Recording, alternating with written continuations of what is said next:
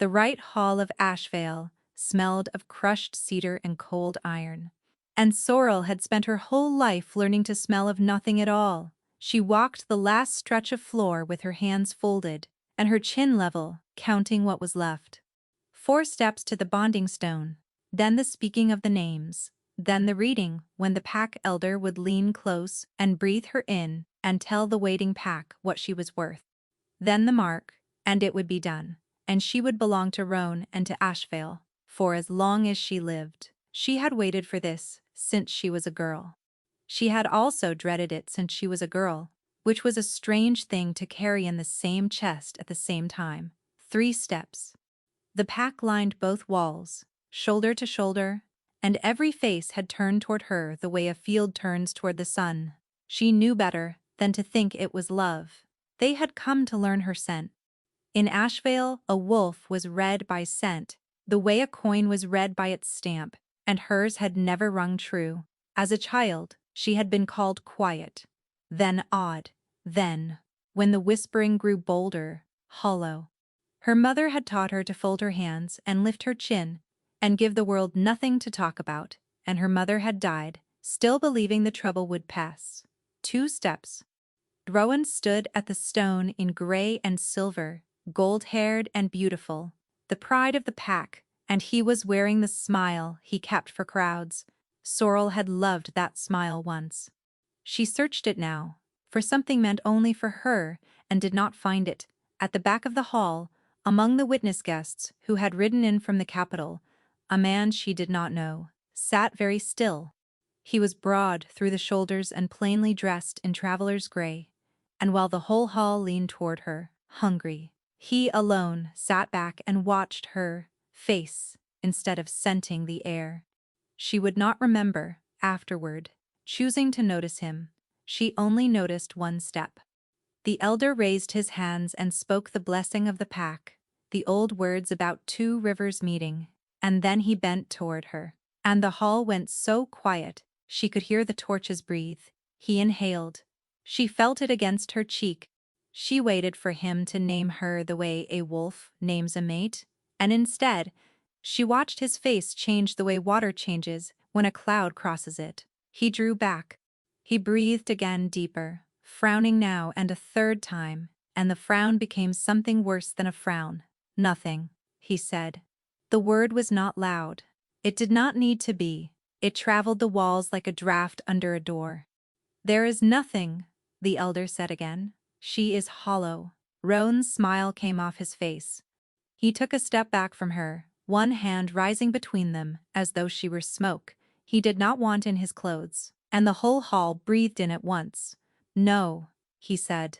No, I will not bond a hollow thing. Someone near the front made a small sound of disgust. A child asked, loudly, what was wrong with the bride, and was hushed, too late.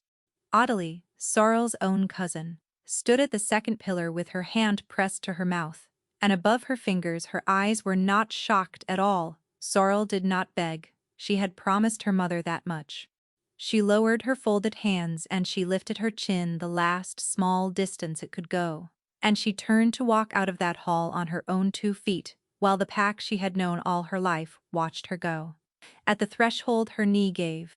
A hand caught her elbow before she could fall, steady and certain, and set her back on her feet as though she weighed nothing at all. Traveler's gray.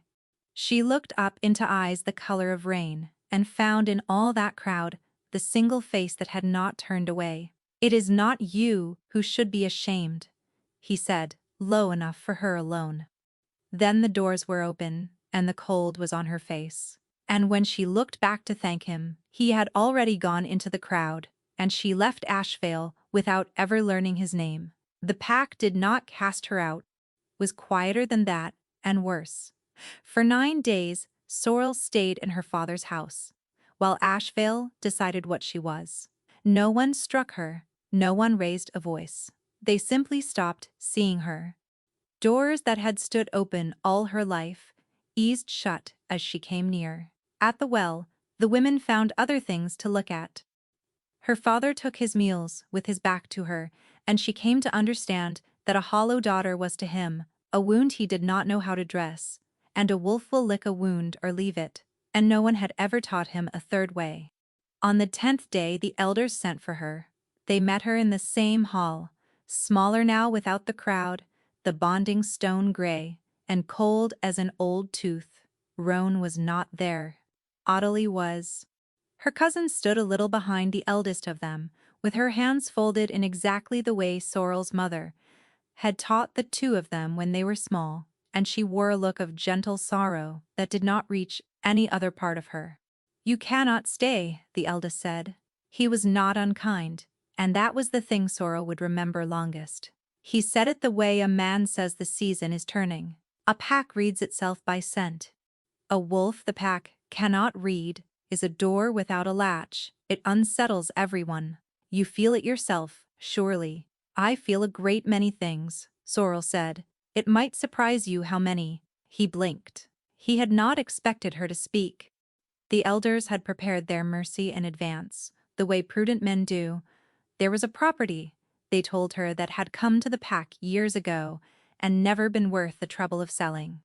A coaching inn on the Old North Road, in a crossroads village called Hollowmere, 3 days' ride from anywhere that mattered. It had stood empty a long time.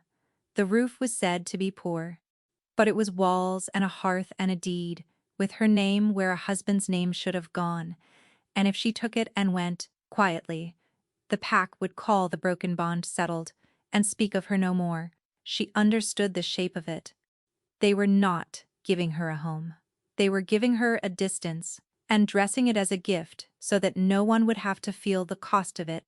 "I accept," she said, before the eldest could decide to be generous a second time and talk himself out of it.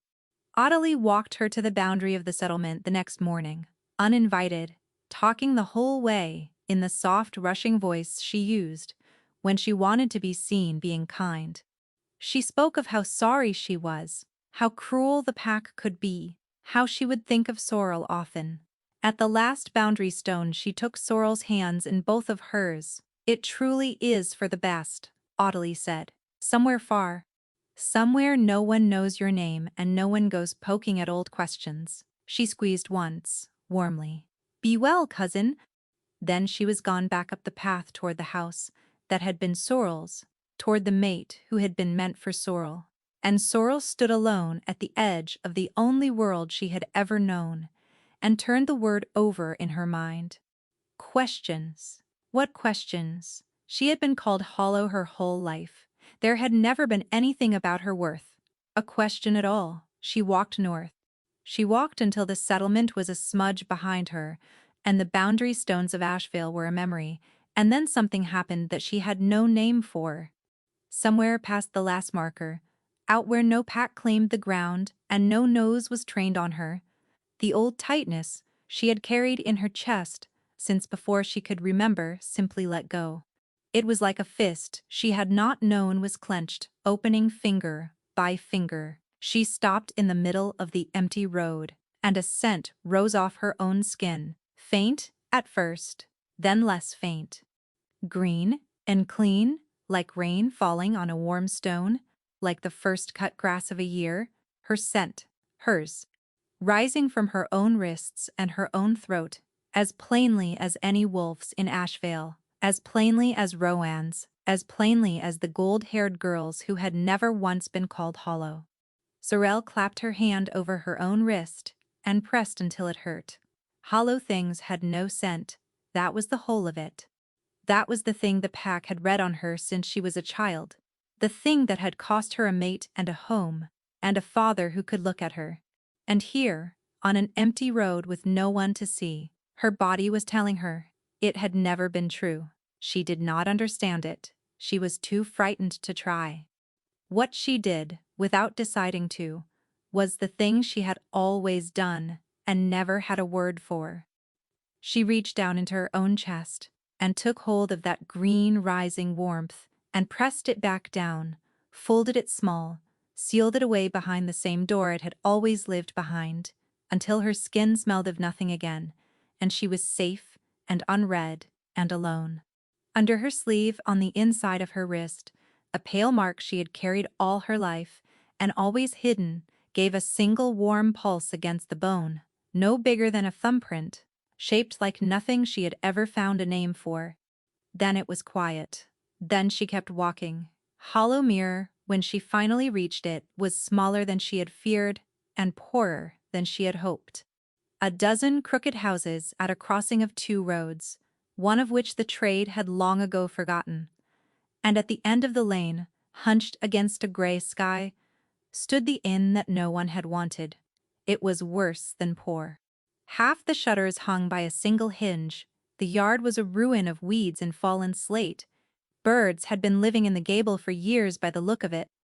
And high on the peak of the roof, black against the clouds, an old iron weather vane, in the shape of a running wolf, stood frozen and rusted solid, pointing hard to the north, no matter which way the wind pushed at it. Sorrel stood in the weeds and looked up at it for a long time. She should have felt despair. She waited for it. Instead, watching that stubborn iron wolf strain forever toward the north, toward the far country and the capital and everything that had thrown her away, she felt the mark on her wrist go warm again, once, as if in answer. She had no idea why that should be. She only knew that she was not going to cry in a stranger's ruined yard, and that the roof, poor as it was hers. It took her a year to bring the weather vane back, and the inn taught her something the pack never had, which was that a ruined thing is not the same as a worthless one. She began with the roof, because a house with a bad roof is only weather with walls around it. She learned to split slate from a book, and then from her own ruined hands. She learned which of the fallen beams were rotten through, and which were only tired. The way she was only tired. She cleared the birds from the gable and mended the hole they had come in by. She scrubbed a year of grime from windows, until the light came through them again, and the first time she stood in a room that the sun could reach, she had to sit down on the floor for a while, and it was not because she was weak. Room by room she brought it back. The tap room first, then the kitchen, then the guest rooms one at a time, and it seemed to her, as the months turned, that she was doing to the inn exactly what someone had once done to her in reverse. Someone had taken a whole thing and made it look ruined and unwanted. She was taking a ruined thing and coaxing the whole of it back out into the light. She did not let herself look too closely at the thought. She only kept working. Hollowmere took its time deciding about her, a cast-out Omega, with a deed. And no mate was a puzzle. The village did not know where to file, and so at first they did what her pack had done and simply did not see her. It was old Halloway the carter who broke first, because Halloway would sell nails and lamp oil to anyone with coin, and did not much care what their scent said about them, his own nose being half ruined by 40 years of pipe smoke. He brought her what she needed and asked her nothing, and after a while he took to staying for a cup of something hot, and after a longer while a few of the others followed his lead, the way a village will once one stubborn old man has shown it the way. By the turning of the year, the weather vane had a hearth that was lit most evenings, and a handful of regular faces around it, and Sorrel had learned that a person could build a small life out of nothing but slate and patience and the refusal to disappear. But she was never for one single day of that year careless. Every morning when she woke, before she opened her eyes, she reached down into her chest and made sure the door was shut. It had become as ordinary to her as lacing her boots. The green rising warmth was always there now, pressing at the seal, stronger than it had been on the Asheville road, stronger with every season, as though a year of freedom had fed it. She kept it down. She had thought about it enough, in the long nights, to have built herself a kind of understanding, even if she could not prove a word of it. She was not hollow, and never had been. Something had been done to her, some sealing, so old she could not remember a time before it, and her whole pack had spent her whole life reading the seal and calling it emptiness. She did not know who had said it. She did not know why. She knew only what Audley had said at the boundary stone, about questions and old questions, and the wisdom of going somewhere no one would ask them, and she had decided that a woman who did not understand the danger she was in should at the very least behave as though it were real. So she stayed small. She stayed unread.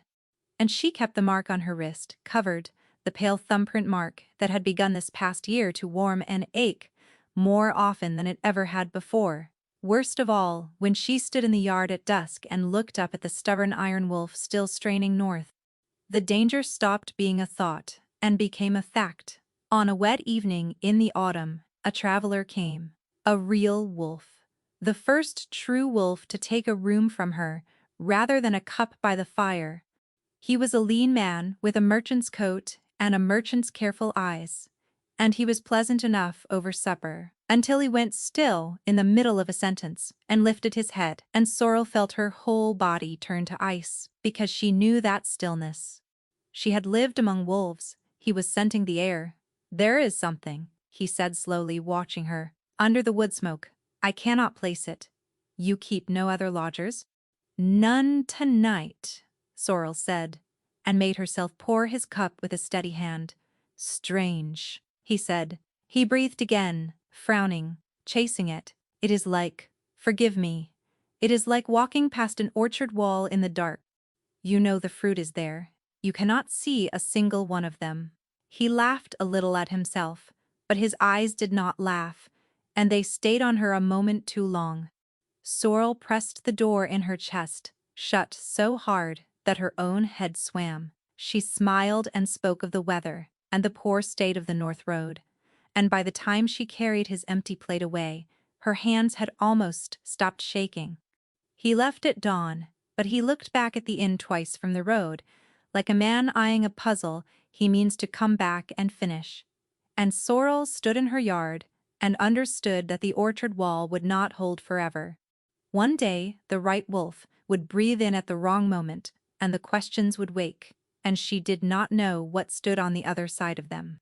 The world beyond Hollowmere came to her as it comes to all inns, in the mouths of travelers. They spoke of the harvest, and the roads, and the price of iron, and they spoke, more and more that year, of the king. Theron, they called him, the Alpha King of all Vera, who ruled the packs from the high seat at Cairnhold in the north, a hard man to read, by their telling. A soldier before he was ever a king, come to the throne through grief and duty rather than any wanting of it. And troubled now, they said, lowering their voices even in a warm room 3 days from anywhere, because a king must give his people a queen and an heir, and this one had done neither, and the whispered reason was the strangest part of all. The Alpha King's wolf had never scented a mate, not once in all his years. A king who could not bond was a king with a crack running through him, and the great packs had begun to notice the crack and to wonder aloud who might fill it if he fell. And this past year, the travelers said the king had grown stranger still. He had left the comfort of Cairnhold and taken to the roads himself, riding the far borders of his own kingdom with a single man for company, turning up in poor places no king had any reason to visit. "Chasing ghosts," the wise ones said, tapping their noses. Restless as a wolf in too small a cage. No one knew what he was looking for. No one had thought to guess that he might be looking for a scent, one thin thread of a scent at the very edge of what even an Alpha King could catch, the only thing in all his life that had ever stirred the silent wolf inside him, and that it had been leading him, season by season, road by road, closer and closer to the forgotten crossing at Hollowmere. Sorrel listened to the talk the way she listened to all of it, quietly, pouring the cups, saying little. She had no reason to think a king's troubles had anything to do with a ruined inn on a forgotten road. And yet each time his name was spoken, the mark on the inside of her wrist gave its small warm pulse, and she pressed her sleeve down over it and thought about Slate and Patience and did not let herself wonder why. It was a year, near enough to the day, since she had first stood weeping in these weeds, and refused to weep, when the light went copper over Hollowmere, and a single rider came down the road. The trade had forgotten. She saw him from the yard, A big man, broad through the shoulders, wrapped in a plain gray traveler's cloak, with the hood up against the evening chill, sitting his tired horse as though he had ridden a very long way to arrive at exactly this door. Something about the set of his shoulders reached across the whole yard and put its hand flat against a memory she could not name. And the sealed thing in her chest, the green warmth that had lain quiet behind its door for a year, turned over all at once like a sleeper waking. Her wrist burned, her breath stopped.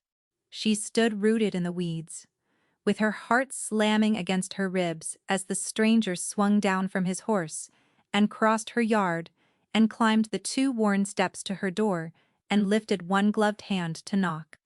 The knock came 3 times, slow and even, and Sorrel opened the door, because that was what an innkeeper did, even while every part of her that was older than her manners was telling her to bar it and put out the lamp. He filled the doorway. Up close, he was larger than he had looked crossing the yard, and the road had worn him thin about the face without taking anything from the breadth of him. Rain had darkened the gray wool at his shoulders. He had pushed his hood back, and his hair was dark and cut plain, and there was an old scar that clipped through one eyebrow and gave his face the look of having been argued with once, long ago, and having won. Then he raised his eyes to hers, and Sorrel forgot the next thing she had meant to say. They were the color of rain, gray and clear, and somehow already known to her, as though she had met them once in a life she could not quite remember living.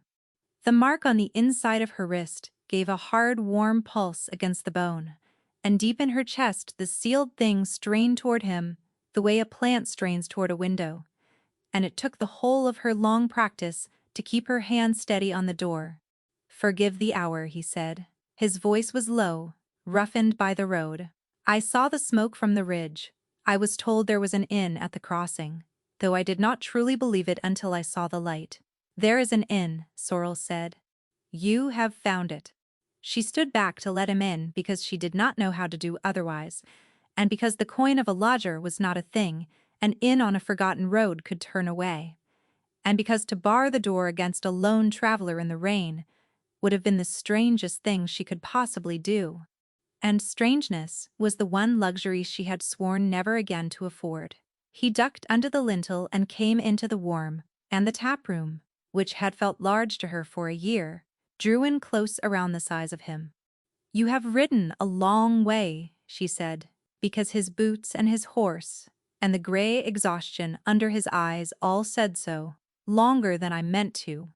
He looked around the room, slowly, at the mended beams and the swept hearth and the row of clean cups, and something in his face eased, as though the order of the place were a thing he had not expected and did not quite know what to do with.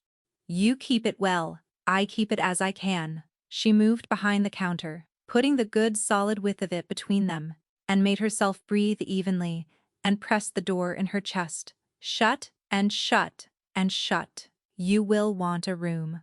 And supper, if you have not eaten, both."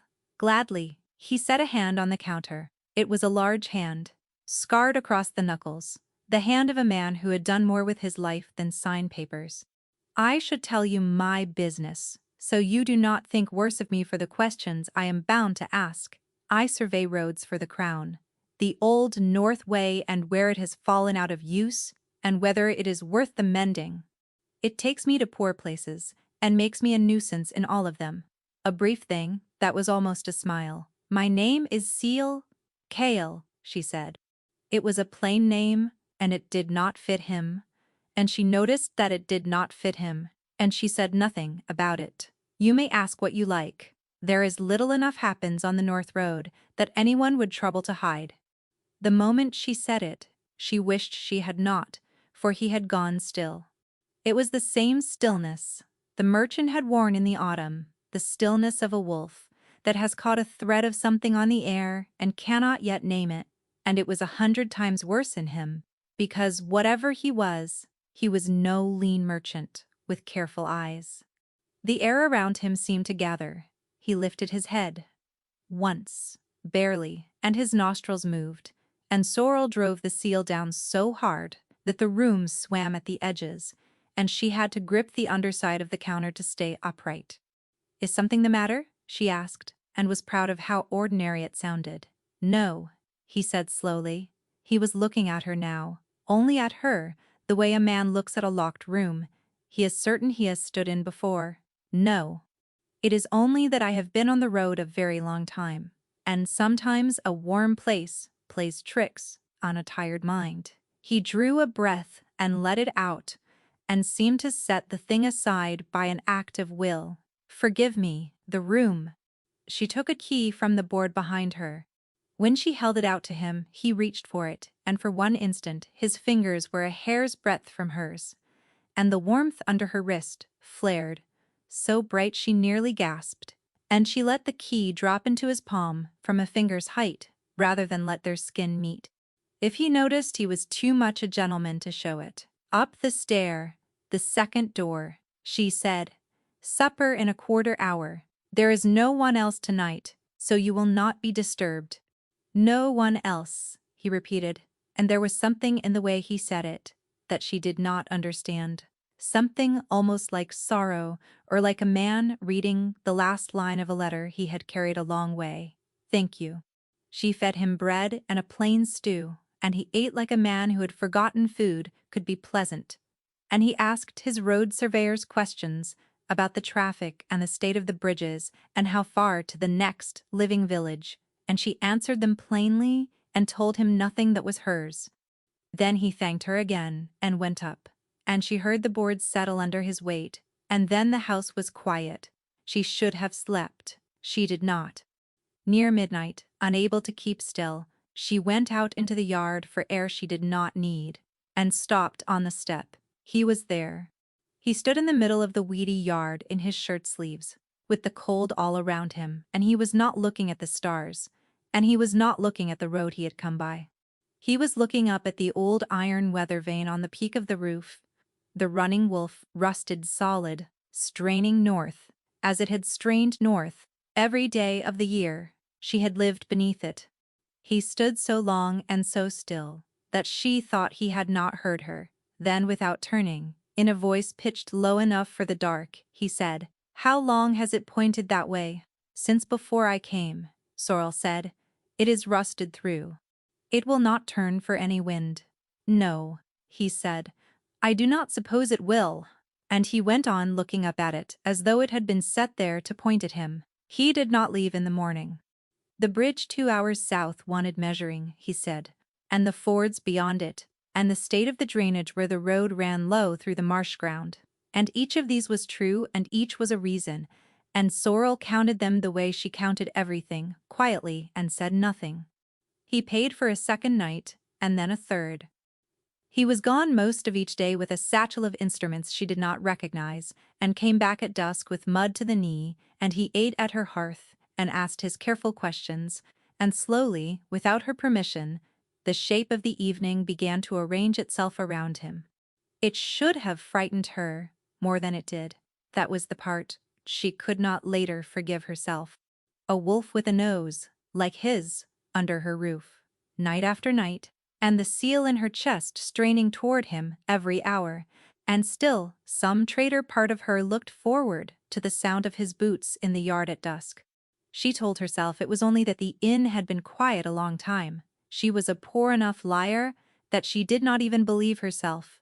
The danger came, when it came, not from him at all, but from her own past, walking in out of the rain. There were two of them, a man and a woman, well dressed for the North Road, with the easy loudness of people who had never once been made to feel small. Sorrel knew the cut of their coats before she knew their faces. Ashvale work. She kept her chin level and her sleeve down, and served them as she served anyone, and they did not know her, which told her a great deal, for it meant she had been so little to them that a year had wiped her clean away. She poured for them, and fetched for them, and felt the old training settle over her like a second skin, the folded hands, the level chin, the face that gave nothing back, and she thought how strange it was that the pack had made her so very good at being no one, and how strange it was that now, when being no one might be the thing that saved her life. It came to her as easily as breathing. They drank, and they warmed, and they talked the way such people talk, as though the room were empty of anyone worth lowering their voice for. A wedding at last, they say. Come the spring, the woman said. Rowan and the cousin both. 2 years he strung the poor thing along, and now the banns are read. 2 years, the man said. Longer, if you believe the maids. They were slipping off together, while the other one was still being fitted for her bonding dress. Audley always did know how to wait for a thing until it fell into her lap. The woman laughed. Though there are those who say it did not fall so much as it was pushed. Sorrel stood very still at the hearth with a jug in her hand. Meaning what? The man said. Meaning? The hollow girl? Reed, empty, at her own right in front of the whole pack, cast out the same, week gone the next, and Audley in her place before the stone was cold. The woman lowered her voice at last, but only to make it sweeter. My mother served in that hall 30 years. She says in 30 years she never once knew the elder to read a wolf as empty. Not once. And then the one time it happens to the one girl standing between Audley and everything she wanted. My mother says a nose can be paid, same as a hand. She says, if you want to know who arranged a thing, you ask, who is smiling at the end of it? That is an ugly thing to say, the man said, comfortably, in the voice of a man who did not mind ugly things at all. It is an ugly family, the woman said, and they both laughed, and moved on to the price of wool. Sorrel did not remember setting down the jug. She found herself in the cold larder, with her back against the shelf and both hands pressed flat to the stone, breathing as though she had run a great distance. Arranged. The word went through her and through her. Not born wrong. Not cursed by any fault of blood or bad luck. Arranged by a hand that wanted her gone, and the hand had a face, and the face was one she had folded her small hands beside, as a child, while their mothers taught them both to lift their chins. Audley had stood at the second pillar, with sorrow on her mouth, and no shock at all in her eyes, and now Sorrel knew why. She had known. She had always known. Perhaps she had done more than know. And there was worse in it than betrayal, though it took her a moment in the cold dark to find the bottom of the worse. If the reading had been arranged, then someone had known there was a reading to arrange. A wolf who was truly empty could not be made to seem empty, for there would be nothing there to press upon. To stage a hollow reading, you had to have a true scent to hold under, and you had to know it was there, and you had to know the way of holding it, which meant that someone somewhere had always known the truth of her, had known she was not hollow, had known about the door in her chest and the green warmth behind it, and perhaps had set that very door there in the beginning, and had then let a whole pack call an infant empty, while the truth of her sat locked away where no one would think to look. Audley's jealousy could cast a grown girl out into the road. It could not seal a scent away in the cradle. Someone older and colder than Audley had done that, long before there was a roan to squabble over. And the wedding in the spring was only the last small coin of a debt that had been collecting her whole life. And with the knowing came the thing Sorrel had spent a year learning to prevent. Grief and fury rose in her together, too fast and too large. And the door in her chest, the door she had held shut through 100 guarded days, buckled. She felt it go the way you feel a rope begin to slip in your hands. The green, rising warmth surged up her throat before she could catch it, and for one breath, too, the cold larder filled with the scent of her, rain on warm stone, cut grass, the first green of a year, unmistakable and undeniable, and hers. For one heartbeat, she was not the hollow girl, and never had been. She was only herself, whole and unhidden, filling the small cold room with the plain truth of what she was, and the terrible part was not the danger of it. The terrible part was that some starved thing inside her wanted to stand there and let it pour out of her, wanted to be, for once in her whole careful life, fully and recklessly present in the world. She clapped both hands over her mouth, as though scent were a thing that came from there. She shut her eyes and reached down and hauled the door, closed with everything she had, sealing it, folding it small, until her skin smelled of nothing again, and the only sound was her own ragged breath. It had lasted no more than a moment. No one had been in the larder, no one had been near, except that when she turned the door to the passage stood open a hand's width, and, beyond it, at the far end, in the warm light of the tap room she had left, Cale was standing. He was not looking at the two Ashvale travelers, he was not looking at his supper. He had risen from the bench, and he was standing very straight, and his head was lifted, and his rain-gray eyes were fixed on the dark mouth of the passage, as though it were the only thing in the world, and on his face was the look of a man who has heard, from very far off, a voice he has been listening for his whole life.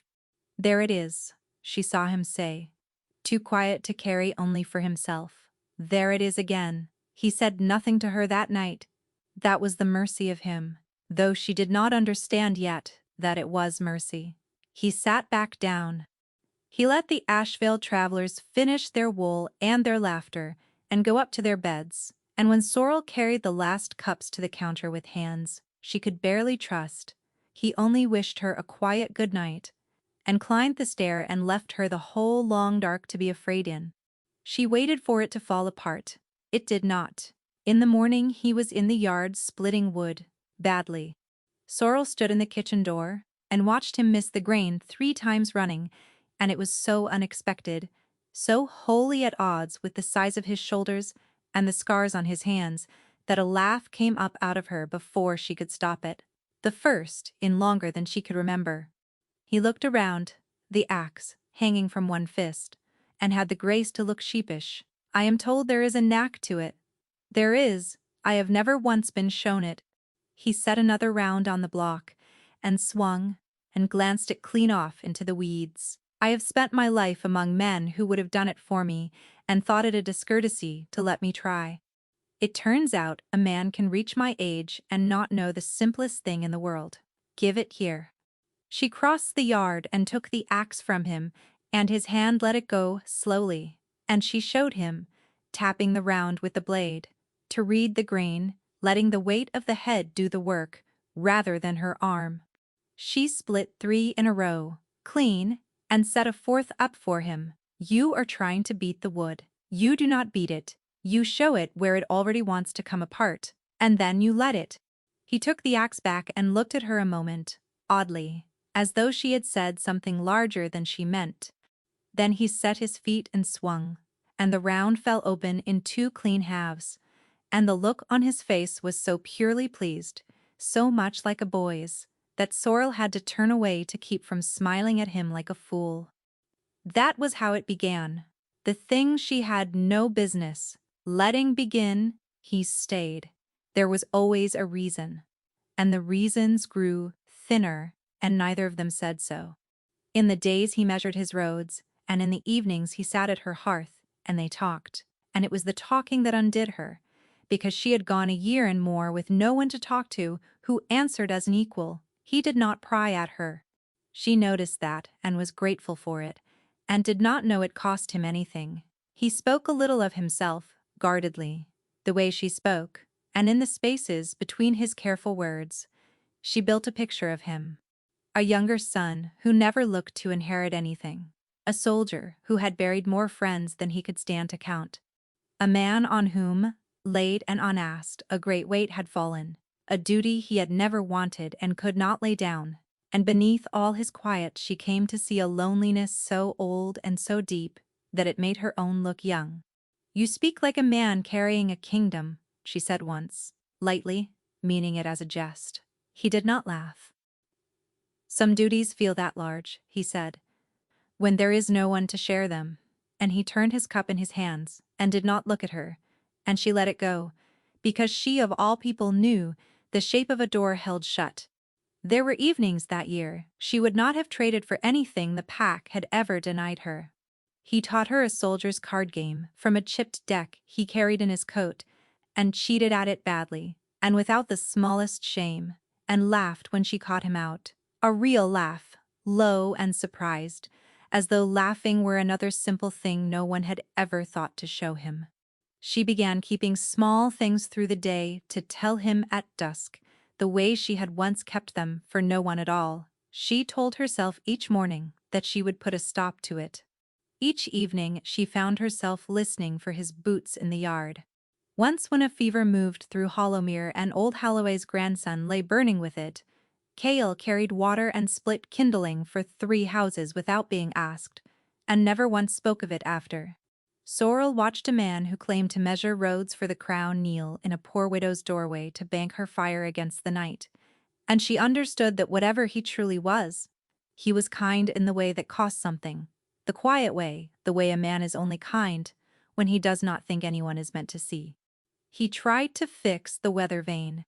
She would not have believed it if she had not watched him do it, up on the roof, in the wind, with his sleeves rolled wrestling the rusted iron wolf, while she stood in the yard, telling him he would break his neck for nothing.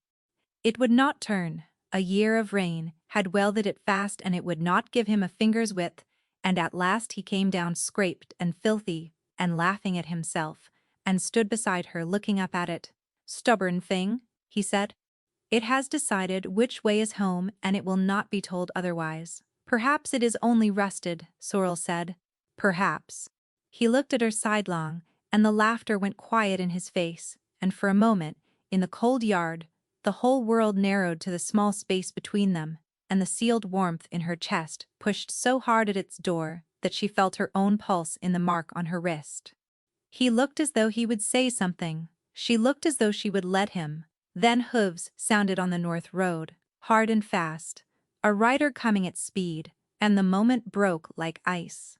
The rider came into the yard in a spray of mud and swung down before the horse had fully stopped. A lean, hard, travel-stained man, with a sword worn like an old habit at his hip and a face gone tight with a week of worry.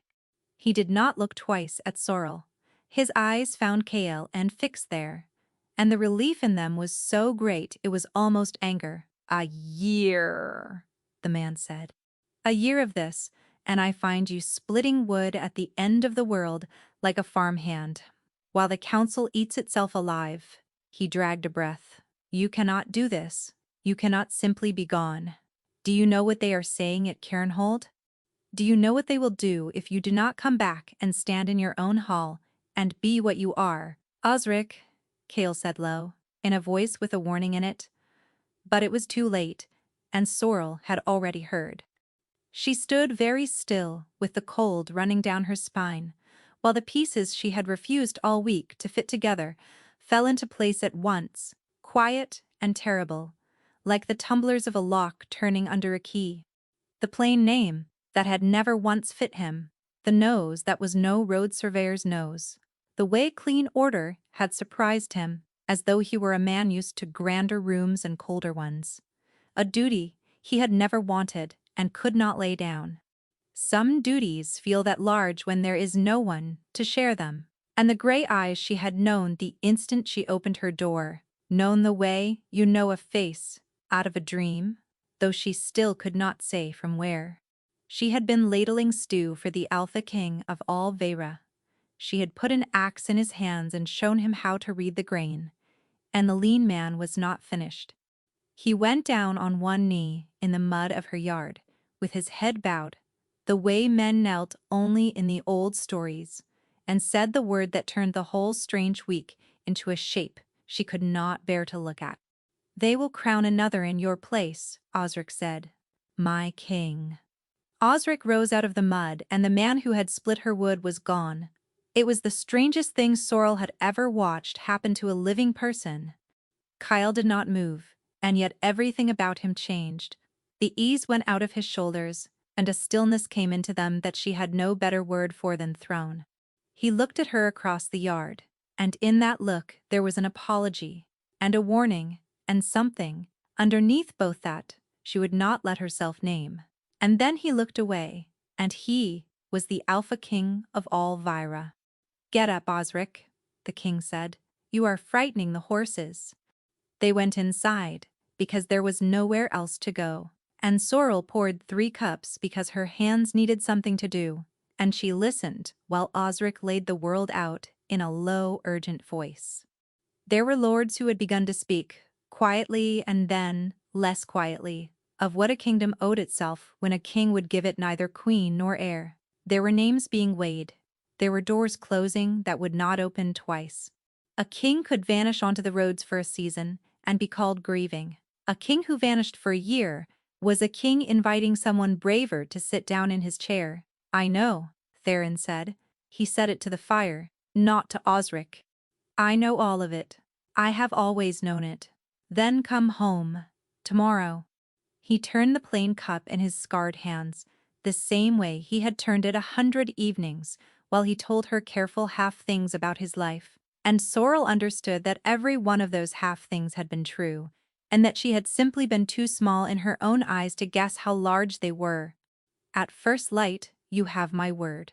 Osric went up to sleep at last, worn to the bone, and then it was the two of them, as it had been every night for a season, except that nothing was as it had been, and both of them knew it. Sorrel found her courage the way she found everything, quietly, with her chin level. "You could have told me," she said. "I could not." He did not pretend to misunderstand.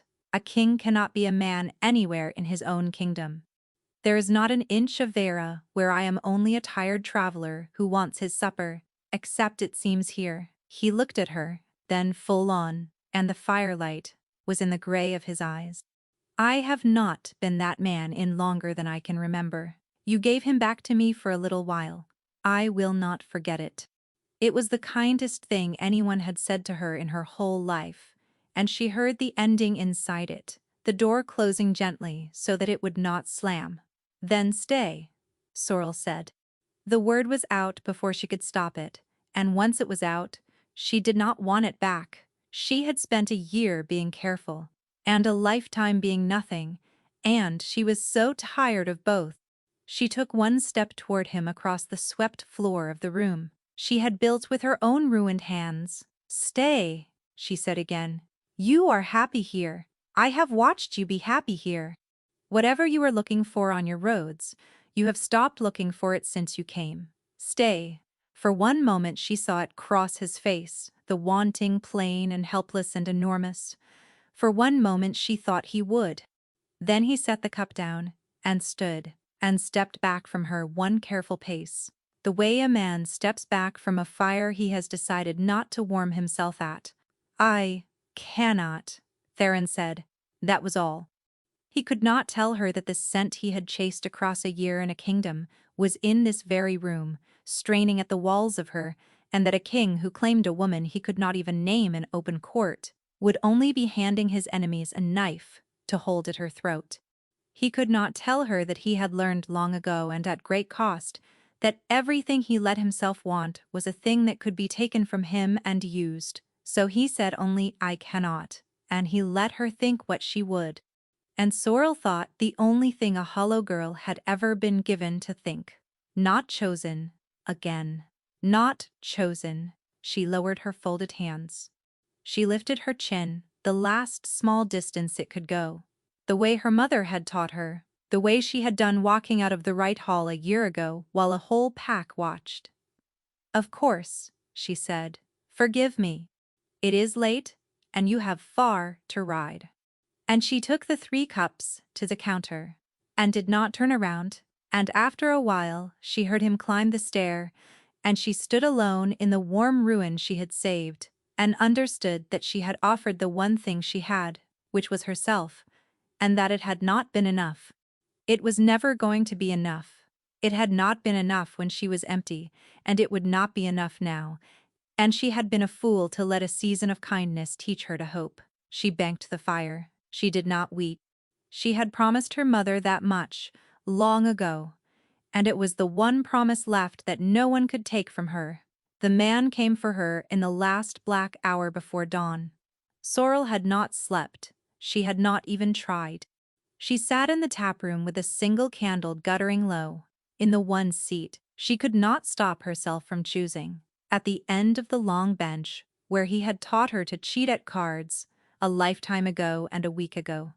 And she listened to the house settle and thought about a man asleep upstairs who would be gone at first light and would take with him the only season of her life she had ever wanted to keep.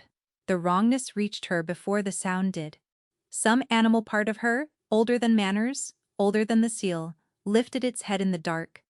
The candle leaned, and then the latch on the yard door rose without a knock, slow and deliberate, the way no honest hand ever lifts a latch, and she was on her feet with the light in her fist before she had finished understanding why.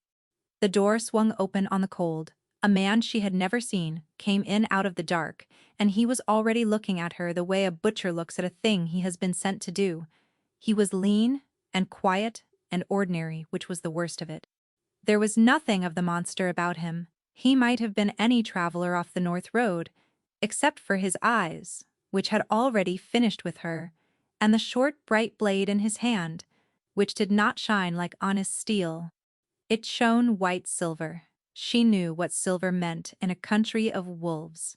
Even a wolf as sealed and hollow as the pack had called her. Silver did not wound.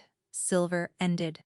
"You have the wrong house," Sorrel said, backing, and knew as she said it that it was a lie, that this was the shape the questions had finally taken, that someone very far away had at last decided that a masked scent on a forgotten road was a loose thread worth cutting. He did not answer. He did not hurry. He came around the end of the long table with the patience of a man who has done this before and expects to do it again tomorrow, and Sorrel threw the candle at him and ran for the passage, and he caught her at the larder door and turned her about and drew the silver back to strike. The stair came apart above them. She never saw him move. She only heard the roar, a sound she had no place in her memory for, the sound of something vast and furious tearing loose from the shape of a tired king. And then Theron was between her and the blade, and he had not stopped to shift, had not stopped to arm himself, had simply put his own body into the space where her heart had been. The silver went into him instead. She felt it more than saw it, the terrible give of it, the shock that ran up through her own body. He caught the man by the wrist and the shoulder, and turned him aside with a strength she could hardly believe. And the lean, quiet man went down against the floor of her taproom and did not move again. And then the king stood swaying, with the white silver still lodged high in his chest, and he turned unbelievably to look at her, to make certain of her, and he said, "Are you hurt?" as though he were the one still standing whole. "No," Sorrel whispered. "No, Theron," his name in her mouth, the first time. He heard it, and something moved in his ruined face, and then his knees went, and she caught what she could of him and went down under his weight to the floorboards she had laid with her own hands, and the candle guttered somewhere in the dark, and she felt the warmth of the wound spreading over her wrists. "Osric!" she screamed. "Osric!" He came down the broken stair 3 at a time, with his sword already drawn, and stopped dead at the sight, and for one instant, even that hard soldier's face fell open with horror. Then he was on his knees, across from her, and his hands were on the king, and he was swearing in a low, steady stream that was almost a prayer. "Do not pull it," he said, when she reached for the blade. "It is silver. If you draw it, he bleeds out before we can stop it, and if we leave it, it poisons him where it sits. There is no good half of this." He tore the king's shirt wide and looked at the wound, and Sorrel watched a man who had followed his king through a lifetime of wars go gray to the lips. "It is deep, and it is in the blood already. Look, he cannot shift." "He is trying, and he cannot." She looked. Beneath the skin, all around the buried silver, the king's flesh had gone the wrong color, a bruised and spreading dark, and she could feel it under her hands, the way his whole great body strained toward the change that would knit him whole and could not reach it, the way a swimmer strains toward light through a lid of ice. "He shielded me," Sorrel said. Her voice did not sound like hers. "It was meant for me. He put himself in front of it." "Yes," Osric said grimly, packing the wound with the king's own torn shirt. pressing until Theron groaned up out of the dark and sank back down. He would. It is the single most useless thing about him. Hold here, press hard. Do not stop pressing no matter what he does. He looked at her across the failing body of the king, and there was no deference left in him now, only a desperate honesty. I will ride for a healer at first light. But I will tell you plainly, innkeeper, so you do not hope for the wrong thing. I have seen silver in the blood before. I have never once seen a wolf walk away from it. Sorrel pressed. She pressed until her arms shook, and the warmth of the wound welled between her fingers, and she watched his ruined face in the candlelight, and could not make the two things fit inside her at once. Hours ago, this man had stepped back from her one careful pace, and let her believe herself unwanted for the second time in her life. And then, before the night was out, he had put his own heart in the path of a silver blade for her without so much as a breath of hesitation, as though the stepping back and the stepping in front had come from the very same place in him, and she simply had not been able to read it. You stepped back from me, she whispered to him, uselessly, and then you did this. He did not hear her. He was somewhere far down in the dark, fighting for each breath, and the only answer she got was the faint, blind press of his fingers, seeking her hand. The healer came, and went, and left them nothing but the truth. Osric had already given her. She was a good woman, the healer, sharp and quick and honest, and she did for the wound everything that could be done. She drew what silver she could, and could not draw it all. She packed the flesh with a green paste that smelled of moss and bitterness, and slowed the bleeding to a seep. And then she sat back on her heels in the gray morning light, and wiped her hands, and said what healers say when they have run to the end of their craft. Keep him cool. Keep him still. Wet his lips when he will take it. She hesitated, then gave Sorrel the rest of it, because she was the kind of woman who thought a lie was a cruelty, dressed as a kindness. The silver is in him now, not just the wound. It will not let him mend, and it will not let him shift. And a wolf who cannot shift, cannot burn a poison out the way his kind are made to. I have seen strong men last a day. I have seen stronger last 3. I have never seen one last past the 3rd. She stood. I am sorry. Send for me if the fever turns, or if it does not. Either way I will come and sit with you at the end. So, Sorrel sat with him, and she did not send for anyone. She sent Osric to sleep when he swayed on his feet, and she sent him out to bury the lean, quiet man, and to search him, and she stayed. Day and then night and then day, again she stayed. She cooled the fever off his brow, with cloths wrung out. In the well bucket, she wet his cracked lips. She talked to him when the silence grew too large, told him about the roof and the slate and the year of it, told him the small kept things she had been saving to tell him at dusk before the world came and took him from her. She told him that Holloway had finally admitted the North Road was better mended since he came, which for Holloway was a declaration of love. She told him the widow whose fire he had banked asked after the tall, quiet lodger every day. She told him things she had never told anyone. Into the dark, into the fever, because a man who could not hear her, could not step back from her. And somewhere in the long hours, she stopped being careful about her voice. And then, without meaning to, she stopped being careful about the rest of her. And she learned that she could not always keep the door shut. It was the fear that did it, and the grief, and the sleeplessness, all of it grinding at the seal she had held closed her whole life. Twice, in the first night, it slipped and her scent rose green and sudden into the sick room, and each time, the strangest thing, the king grew quieter under her hands. The dark spreading stain around the wound seemed to falter. His breathing eased, and each time, terrified even now, even here, she caught the door and hauled it shut, and each time, the moment she did, he worsened again. She might not have understood it, if not for the mark. The danger of it was not lost on her even then. Osric came and went at all hours, and the healer had a nose like any wolf, and a sealed scent breaking loose in a house full of their kind was the very thing that had brought a silver blade to her door. Twice she sent Osric out on invented errands, for firewood, for clean linen, for water she did not need, so that she could sit alone with the king and let the door in her chest sag open the little that seemed to ease him, and haul it shut again before anyone returned. She was gambling the one secret that had kept her alive, against the fading breath of a man who had told her, in as many words, that he did not want her, and she could not have said, in those hours, why she never once considered doing otherwise. Late on the second night past all sense, she took his hot, heavy hand in both of hers to feel that he was still there, and she pressed it. And the inside of her wrist, the pale thumbprint mark she had hidden her whole life, came against the back of his hand.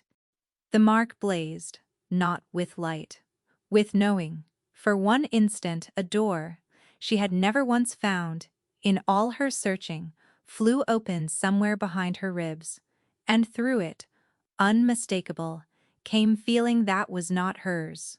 Pain, vast and grinding, the silver eating at him like a slow fire, confusion, and under it, a bone-deep exhaustion, a man who had carried too much for too long, and was some traitor part of him, tired enough to set it down. She felt the weight of the crown he had never wanted. She felt the long, cold years of a hall full of people, and not one of them close. And beneath all of that, steady as a struck bell, running through the whole ruin of him, one clear, certain thing, her, the thought of her, held on to in the dark the way a drowning man holds a rope. She must not be found. Keep her from them. Keep her safe, even now, even dying, even believing, as she had made him believe that she had turned from him in her own taproom. He was spending the last of himself trying to keep her from harm. Sorrel pulled back with a gasp, and the door slammed, and the feeling vanished, and the king cried out weakly at the loss of the contact, and groped after her hand in his sleep. She sat staring at the pale mark on her wrist. Osric found her there at dawn, and he must have read something in her face, because he stopped in the doorway. He looked older than he had a week ago. In his hand was a thing he had taken off the dead man, a signet, small and heavy, and he turned it in his fingers as he spoke. "There is an old story," he said, "that they tell the sons of kings, that a true bond, a fated one, the kind the old blood carried before it thinned, could pull a wolf back from any death, even silver, even this." He looked at the king, and his voice cracked down the middle.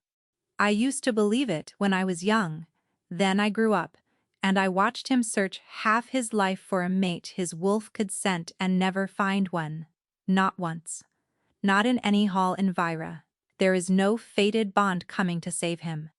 There is no one. It is the great joke of his life. The strongest king in 10 generations, and the one thing that could save him is the one thing the world never gave him." He set the signet down on the table where the candle could reach it, and Sorrel saw, cut into its face, a crest she did not know, but would come to know very well. And she looked from the crest to the dying king, and down at the pale mark burning on the inside of her own wrist, and she understood, all at once and far too late, exactly what she was, and exactly what it would cost to prove it.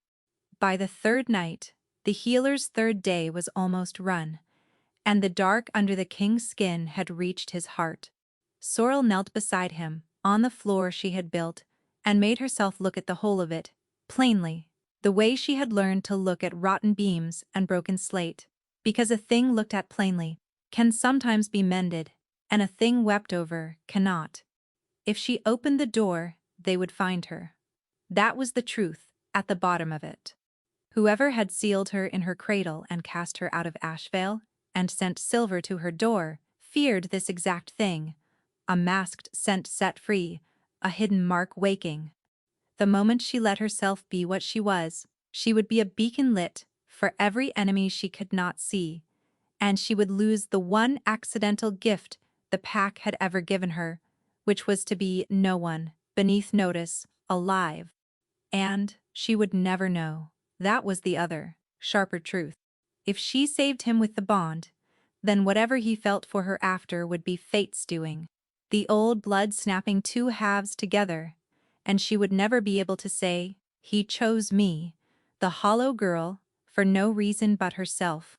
She had wanted that her whole, starved life, and here, at the end, she was being asked to trade even the hope of it for his life. She looked at his ruined gray face, slack now, barely breathing. The man who had thrown himself onto a silver blade without a heartbeat's pause because she had been standing behind it. "You stubborn fool," she whispered. "You did not weigh it at all, did you? You just stepped in front." Then Sorrel reached down into her own chest, and she took hold of the door she had held shut every hour of every day of her whole life, and instead of pressing it closed, she opened it. It did not open gently. A lifetime of sealing did not undo itself, for the asking. She had to tear it, and it hurt, a deep tearing loose that brought her up onto her knees, and then it gave all at once, and everything she was came pouring out of her into the small dark room. Her scent filled it wall to wall, rain on warm stone, cut grass. The first green of a whole year of springs let go at once, and the pale mark on her wrist did not merely warm now, it burned, it shone. A clean, pale fire that threw her shadow up the wall. She pressed her marked wrist flat over the black wound above his heart. The bond went home like a bone set back into its socket. She felt it seize and catch and hold, a line drawn between the center of her and the center of him, and pulled taut, and down that line, in both directions at once, everything ran, her strength into him, his pain into her, and she took it, all of it, the grinding fire of the silver, and did not let go. She felt the poison meet the thing that had just woken in her blood, and begin, slowly, to give ground. Beneath her hand the dark stain paused, and drew back, a finger's width, and another, and the wound, an impossible thing, began to close. Theron drew one long shuddering breath, the first full breath she had heard him take in 3 days. And then his eyes opened, clear and gray, and his own, and they found her. And she watched him scent the room, scent her, scent for the first time in his whole silent life, the thing he had chased across a year and a kingdom, and she watched him understand. "It was you," he said. His voice was a wreck, but the wonder in it was whole. "All this time, the scent I could never find. It was you, behind a wall a mile high, and I have been half mad with it since the day I first caught the thread of it." He lifted a hand that shook and touched her face as though she might not be real. "A year ago, Ashvale. There was a girl they called Hollow, and they cast her out in front of the whole pack, and I caught her at the door so she would not fall, and for one instant, when I touched her, I caught something no one else in that hall could smell. One thread, the only thing that had ever once stirred my wolf in all my life." His ruined face broke. "I told her it was not she who should be ashamed. Then I lost her in the crowd, and I have chased that one thread down every road in Vera ever since, and it led me here to you. You are my mate. You were sealed away from me before either of us could speak, and I have been broken my whole life for the lack of you, and never knew your name." Sorrel could not breathe.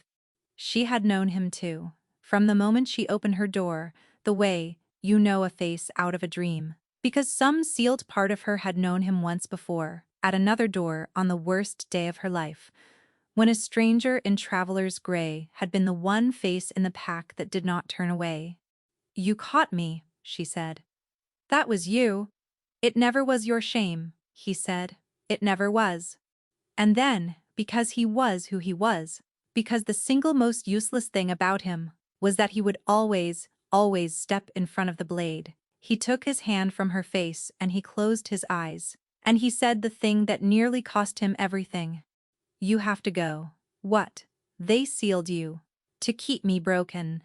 His voice was gaining strength now, and with it came the old iron, the throne coming back into his shoulders even as he lay bleeding on her floor. A king with a fated mate cannot be moved. so someone made certain I would never find mine. Osric has the crest. I know whose it is. And the moment the world learns the king of Vera has found his fated queen, you become the most hunted woman alive. The knife will come again, and again, because you are the one thing that makes me impossible to beat. He opened his eyes, and they were wet and steady. You are free now, sorrel, the rarest scent in 10 generations. Every door that was ever shut in your face will fly open, and you could be honored in any hall in this kingdom and never once be in danger so long as you are not mine. He said it like a man reading his own sentence. So go. Be wanted. Be safe. Be free of me. I have taken enough from you. I will not take your life. As well, for a long moment, Sorrel said nothing. She thought of the pack filing out of the hall so as not to look at her, and of Rowan's hand rising between them as though she were smoke, and of how every one of them would come crawling, now that she was proven precious, when not one of them had wanted her when she was nothing at all. And she thought of a tired stranger who had stepped in front of a silver blade before he knew she was anything, who had caught a nobody at a door a year before that, when there was no bond to feel, and no reason on earth to be kind, and had been kind anyway. No, Sorrel said. Sorrel, you listen to me now. You stubborn, self-sacrificing fool of a king. She took his face in both her hands the way he had taken hers. I spent my whole life being told I was nothing. And now you would send me off to be wanted by every hall in Vera, because I have turned out to be something. Do you not see that it is the same wound? They did not want me when I was empty, and now they would want me because I am full, and neither one is being wanted for myself. Her voice broke, and she did not care. You wanted the woman who taught you to split wood. Before you ever caught my scent free, you caught a hollow girl at a door and told her it was not her fault. I was chosen once, when I had nothing to offer for it, and it was you, and I will not be bought now. That I am precious. Not by Ashvale, not by Roan, not even by you.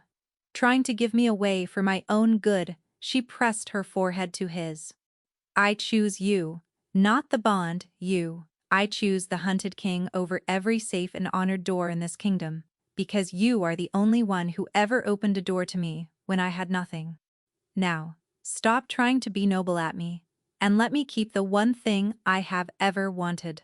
And down the taut bright line of the bond, she felt it happen. She felt his careful walls, the walls of a man who had learned that everything he wanted could be taken and used, simply fall. She felt his terror, and his guilt, and the vast old loneliness she had glimpsed, 100 nights across a hearth, and then rising up through all of it and drowning it, his love for her, immense and unguarded, and no longer held behind any door at all. Sorrel, he said. And it was not an argument this time. It was only her name. She kissed him. He was weak and bleeding, and half poisoned still, and he kissed her back like a man who had been cold his whole life, and had finally been let near the fire. And the bond between them snapped, fully open, complete, so that she could feel the steady, warm glow of him just beneath her own skin. And for the first time since a cruel and human hand had sealed her in her cradle, she was not alone inside her own body. When they finally broke apart, both of them shaking, he pressed his brow to hers and breathed her in, free and unsealed, and laughed once, low and wrecked and wondering. 10 generations, he murmured, and the whole time you were 3 days' ride away, mending a roof. Waiting, Sorrel said, for someone with the sense to come and ask for a room. Above them, on the peak of the roof, in a night with no wind at all, the old rusted weather vane gave a long, slow groan of iron, and turned. By midsummer, the crest on the dead man's signet had a name to answer for it, and the name knelt in the great hall at Cairnhold, where he had schemed so patiently to sit, and did not rise again. He had been the king's own cousin. Varick, next in line for a throne he was never meant to hold, understood young that a king with a fated mate could not be unseated.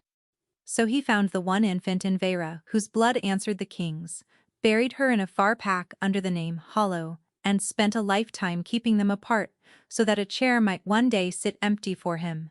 It bought him a single afternoon on his knees, and then nothing at all. Sorrel did not go to watch. She had no appetite for the downfall of small men.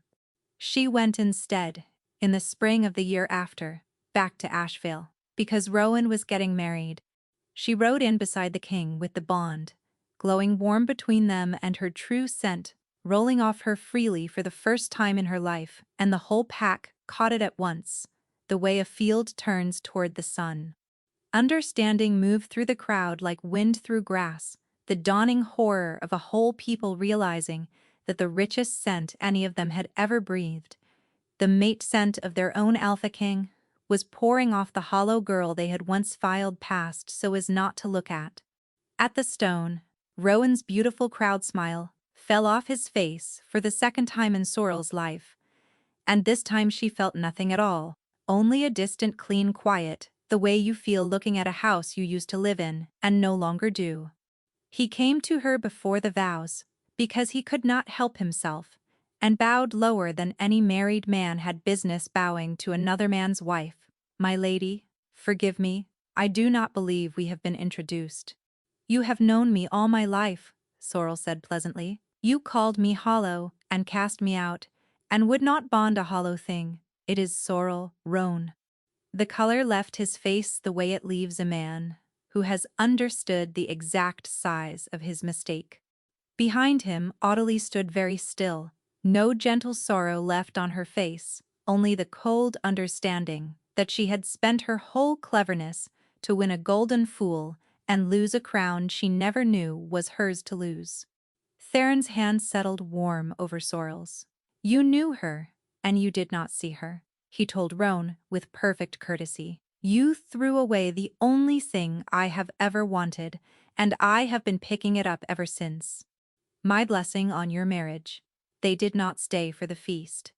There was a roof, 3 days south, that wanted watching, and a hearth she had built with her own hands, and a village that had decided, one stubborn old Carter at a time, to be hers. On the ride home, the weather vane came into view first, black against the evening, the iron wolf turning easy and free now in every wind that took it, no longer straining forever toward a place that had thrown it away, at last simply turning, the way a thing turns when it is finally where it belongs. They had each been named Nothing, by people who profited from the naming, a hollow girl, a cracked king, kept apart so that neither would ever be whole. And they had found each other anyway at the end of a forgotten road and chosen each other with nothing to gain by it, which is the only kind of choosing that has ever meant a thing. Thank you for listening. Tell me honestly, do you think Theron was right to try to set her free to keep her safe? Or was he a stubborn fool who nearly threw away the best thing in his life for a second time?